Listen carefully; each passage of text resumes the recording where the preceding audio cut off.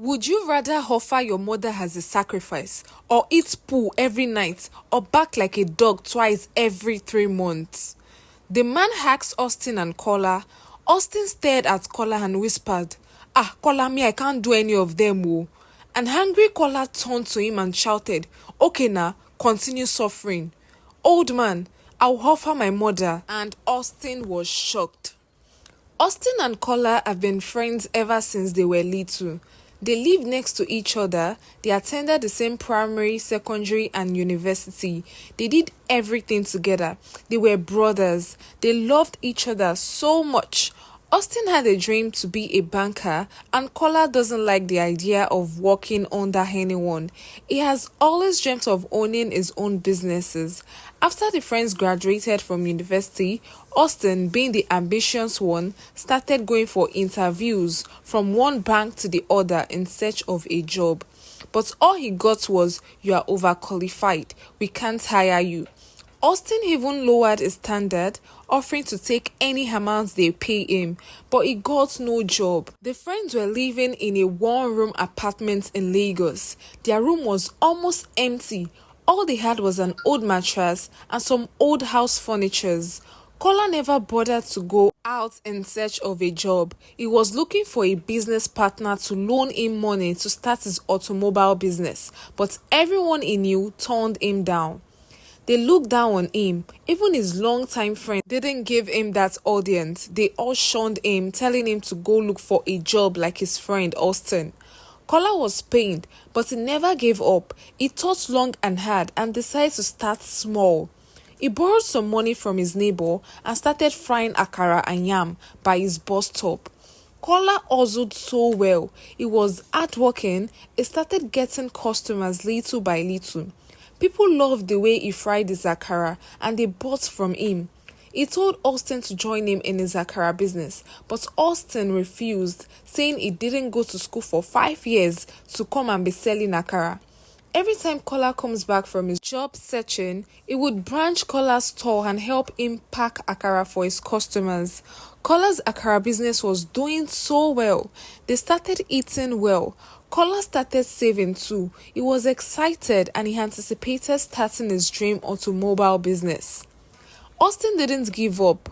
He kept going from one interview to the other while Kola sold his akara and yam.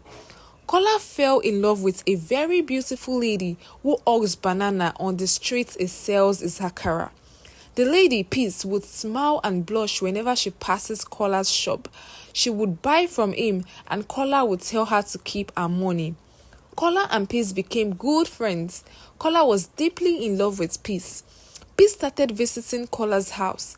They were both shy. They didn't confess their feelings to each other. They called themselves bestie, but the both of them knew that they had feelings for each other. After a year of knowing Peace, Kola decided to confess his love to her. He invited her over to his house, and when she arrived, he said to her, "Peace, I know we are just friends, but I want us to be more than that. I've loved you ever since I set my eyes on you. I know you see me as your bestie, but I see beyond that. I love you, Peace." Peace was quiet for a very long time. She smiled watching Kola talk shyly. Kola thought she was going to reject him, but fortunately she didn't. She blushed and hugged him tightly. She said to him, "I love you too. Will you be my girlfriend?" Kola asked her officially, and Peace shouted yes. That was the happiest day of Kola's life. That night, Peace and Kola wed. They became a couple openly. Everyone knew they were dating. Peace stopped selling banana. She joined Kola in selling his akara. They were making reasonable amounts of money. They did everything together, but they weren't living together because Austin was in the picture. Austin didn't get a job as a banker. He eventually let go of his dream of becoming one and he got a job as a gateman in a supermarket. Kola was planning on renting another house for himself and his girlfriend, Peace. They needed their privacy. He had saved a lot of money in his bank account. He started thinking of making Peace his wife, as they've been dating for 2 years now. He told Austin about his desire to get married to her. Austin encouraged him and teased, saying, "Na me go be your best man oh."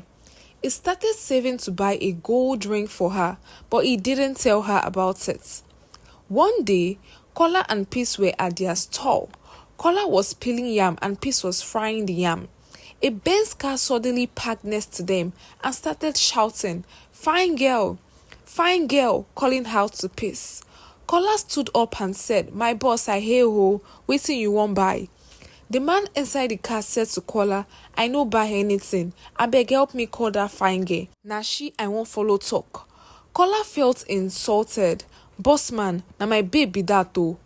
Why you dey call her?" The man inside the car laughed out loud. "So poor man too dey get babe. Instead make you hustle, you dey get babe." Kola became angry and started shouting, "Comot for here before I break your car now."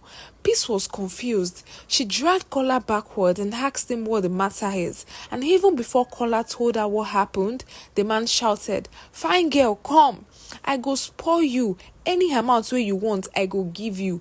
Leave this poor man alone oh, e go just make you suffer. See as your skin dull. If you follow me, within a week, your skin go dey shine. Your cheeks go come out. You no go follow me?" the man asked. "Comot for here," Peace shouted. She dragged Kola to a corner and said to him, "Don't mind him. You know I love you, right? And I'll always choose you every time, no matter what." Peace's reassurance made Kola calm. They continued their life peacefully. But a week after that incident, it was 10 p.m. The street was silent. Peace and Kola were packing up, planning on going home, when a black car suddenly drove in front of them, brought out a knife, and used it to collect all of the money they made that day from Kola. He didn't stop there. They collected his phone and took his ATM cards. They couldn't shout. Peace knelt down, begging them for mercy, but they ignored her totally. They were focused on Kola alone. They took everything and drove off. Kola cried for help, but nothing could be done. The next day, Kola went to the bank to block his ATM card as they stole it and they could take all of his money from it. But unfortunately for him, he was late. Luck wasn't on his side at all, as all of his money had been taken away by the thieves. Kola couldn't hold back his tears. He cried like a baby. He cried like never before. Peace and Austin comforted him. Kola was so pained. He had managed to save up the sum of 5 million naira in his account to start his automobile business, to buy a gold ring for Peace, and to get married. But all of the money has been taken away from him by the thieves. He didn't even have enough money to buy the ingredients to start selling akara and yam again. Kola was broken. He was lost. He stayed home all day, lost in thought. Peace tried her best, but it wasn't working. For weeks, months, Kola was lost. One evening, Peace came to Kola's house and met him lost in thought as usual. She wanted to talk to him about a very urgent matter, and she said, "My love, my dad is in the hospital. They told us to deposit the sum of 100k for an urgent checkup, and I don't have that money. Please, can you help me with it?" Kola didn't even wait for her to finish. He yelled at her, "You wicked woman. How can you be asking me for money? Were you blind when I was robbed? Oh, I made the mistake asking you to be my girlfriend. Oh, who knows? You might be the cause of my misfortune, Seth." Peace was heartbroken. She was pained. She didn't say anything. She stood up, walked towards the door, leaving Kola's house. But as she walked towards the door, Kola regained his senses. He dragged her back and started apologizing to her. "I'm sorry, my love. It's because I'm not in my right senses. Please forgive me," Kola said in tears. "I'll look for the money and give it to you." And they reconciled. Kola begged Austin and some of his neighbors for the money, and they borrowed him. He then gave it to Peace. Peace was very happy and she hugged him happily. Later that week, Kola thought long and hard and decided to forget about the robbery and start a new life. He dressed up and headed to Peace's house to ask her to be his wife so they can rebuild everything together. He got to her compound and saw a familiar car. He got to the front of her house and started hearing Peace's ringtone. She was shouting with so much pleasure. He barged into the house and what he saw brought him to painful tears. Peace was opening the man that fought with him at their store months ago. He shouted, "Peace!" Peace looked at him unbothered. "Please go out and close the door behind you," she said to Kola. "How can you do this to me?" Kola shouted. "Comot for here," the man said to Kola. He took a bundle of money from his pocket and threw it on Kola. "Use it for your tife." And Peace started laughing. Kola couldn't believe what just happened. He walked out of the house with shame and tears dropping from his cheeks. He told Austin everything that happened. Austin couldn't believe that Peace could do that to Kola. "Ha, Omo, and she get gentle face, oh. She gets mine, do you that kind thing," Austin said, pained. Kola cleaned his tears and said to Austin, "Bro, it's not like that boy is finer than me, oh. He isn't even more hardworking than I am. The only difference is that he has money and I don't. I must have this money. I must have this money," Kola said in tears. "And I don't care how. I must be rich," Kola said to Austin. "This life isn't balanced, oh. Person go they see all these small boys of nowadays. They go they drive Benz, Range Rover, Ferrari. I wonder where they see money." "Ah, it's Yahoo now," Kola shouted. "The boys are doing Yahoo, Austin. That is what they are doing." Austin was surprised. "So it's Yahoo that is giving them all that money." "Kola, let's do it too now. At this point, I can do anything to make money. So I'm in. Please, let's do it, Kola." The men made up their mind to do Yahoo, but they didn't even know how it works. "Austin, I think we should meet Pablo and Richie that stay in that duplex close to my store. I'm sure they are also doing it. They have so many cars. They should come and teach us, abeg." And just like that, Kola and Austin went to visit the popular Yahoo boys in their streets, Pablo and Richie. Heartbreak made Kola do crazy things. They go to Pablo's house and Kola said to him, "My boss, abeg, me sef wan get money, help me and my bro. We go dey grateful forever. Help us, teach us. How we go dey do this Yahoo thing, please. If you do us this favor, walai talai, we no go ever forget you." Pablo laughed and asked the boys, "Are you sure you are ready to do this Yahoo?" The boys shouted yes with so much determination. Pablo put the boys through it. He showed them the sites they would use, how to get clients, and so many important things to know. The boys were more than grateful to him, and they went home and they started their Yahoo. They stayed up all night chatting with foreigners, having so many friends begging them to be their boyfriend. Most people blocked them angrily. The boys were discouraged, but they didn't give up. They kept going. They kept chatting and chatting. They even started losing weight as they weren't sleeping enough. But one day, luck smiled on Kola and he cashed out the sum of 200,000. He was so happy. Kola and Austin went to the market, bought so many foodstuffs, they even bought clothes for themselves too. "Kola, I told you, we are going to make it big in this Yahoo business." And they doubled their hustle. They started chatting day and night, again and again. But unfortunately for the boys, they didn't cash out for a very long time. 3 months passed, 6 months passed, but they didn't cash out. Until Log smiled on Austin. He cashed out 50k and his clients blocked him the next day because he mistakenly video called his client and she saw that he's a black man and has been deceiving her. The boys were so tired. They did everything, tried all techniques that could get them new clients and get paid, but all to no avail. The foreigners were smarter. They blocked them the instant they messaged them. Austin and Kola became so tired. They asked themselves, can we keep doing this because it's so difficult?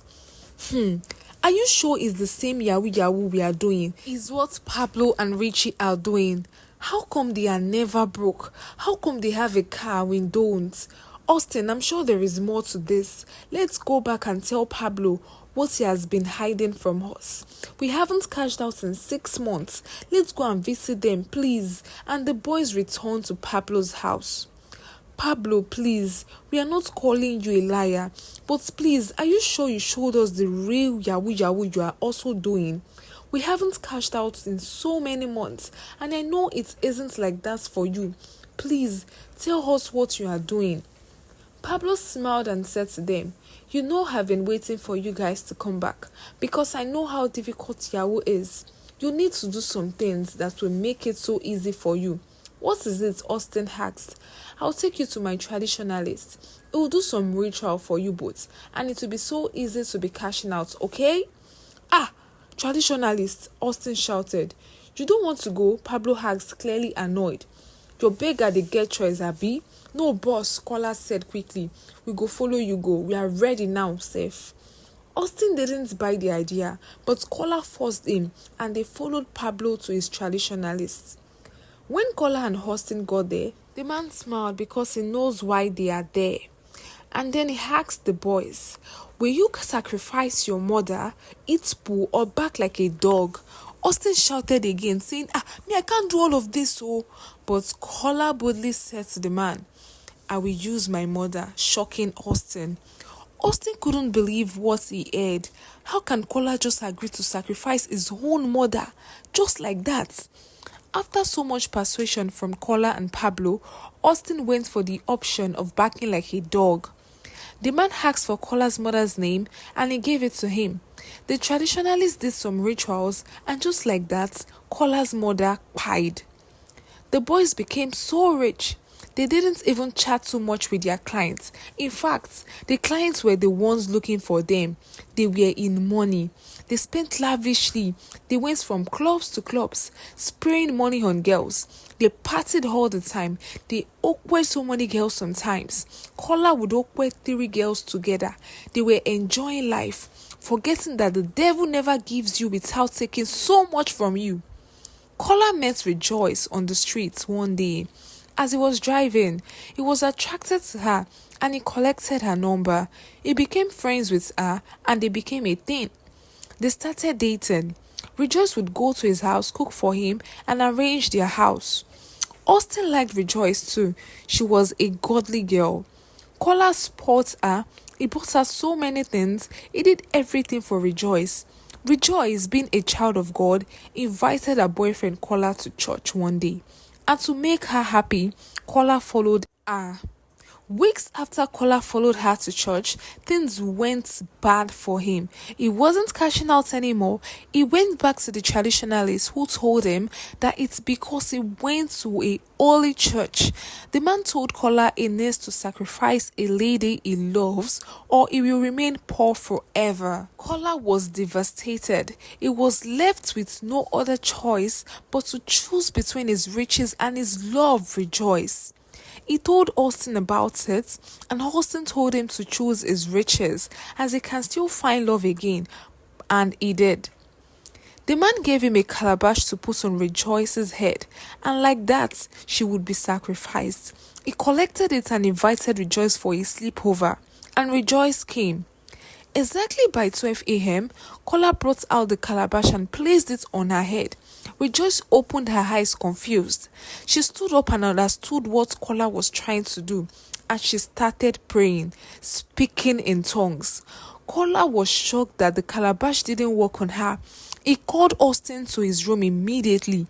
The both of them tried to put the calabash on Rejoice's head, but it didn't work as she continued to pray. A lightning appeared and broke the calabash, and immediately Kola and Austin ran mad. Rejoice couldn't believe what happened. She took the boys to her church. The pastor prayed for them, but on the 3rd day that they ran mad, Kola and Austin died. The end. So guys, thank you so much for watching this story to the very end. Please do not forget to tell me what you feel about this story in the comment section. What are the lessons that you've learned from this story? Let me know in the comment section. I'm going to reply everyone. Please do not forget to like this video, share to your friends to also watch this story that contains so much morals. Please do not forget to subscribe to this channel so you are going to know every time I upload a new video, and please tap on the notification bell so every time I upload a new video you are going to get notified. Thank you so much. Let me know in the comment section how you feel about Austin and Cola's death. Thank you so much, guys. See you guys on my next story. Bye, guys. Signing out from your favorite storyteller, Ebony Storytime.